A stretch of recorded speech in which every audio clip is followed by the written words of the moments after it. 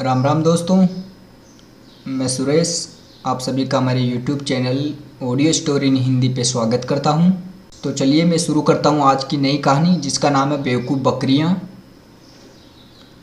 एक जंगल में दो बकरियां रहती थी।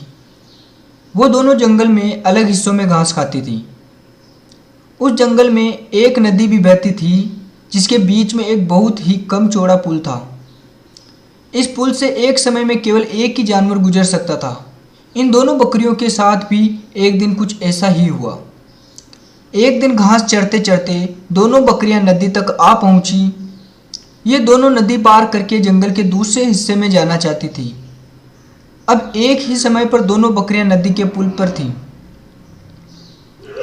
पुल की चौड़ाई कम होने के कारण इस पुल से केवल एक ही बकरी एक बार में गुजर सकती थी, लेकिन दोनों में से कोई भी पीछे हटने को तैयार नहीं था। इस पर एक बकरी ने कहा, सुनो, मुझे पहले जाने दो, तुम मेरे बाद पुल पार कर लेना। वहीं दूसरी बकरी ने जवाब दिया, नहीं, पहले मुझे पुल पार करने दो, इसके बाद तुम पुल पार कर लेना। यह बोलते बोलते दोनों बकरियां पुल के बीच तक जा पहुंची। दोनों एक दूसरे की बात से सहमत नहीं थी। अब बकरियों के बीच तू तू मैं शुरू हो गई। पहली बकरी ने कहा, पहले पुल पर मैं आई थी, इसलिए पहले मैं पुल पार करूंगी।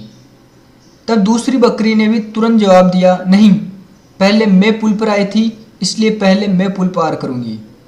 यह झगड़ा बढ़ता चला जा रहा था। इन दोनों बकरियों को बिल्कुल भी याद नहीं रहा कि वह कितने कम चौड़े पुल पर खड़ी है। दोनों बकरियां लड़ते लड़ते अचानक से नदी में गिर गई।